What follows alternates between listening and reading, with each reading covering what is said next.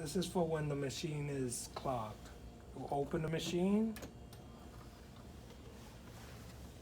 take out the device right here, make sure it's cleared out. Pull out the other device, make sure it's clear. Then you would turn this right here, turn it to your left, pull the device out,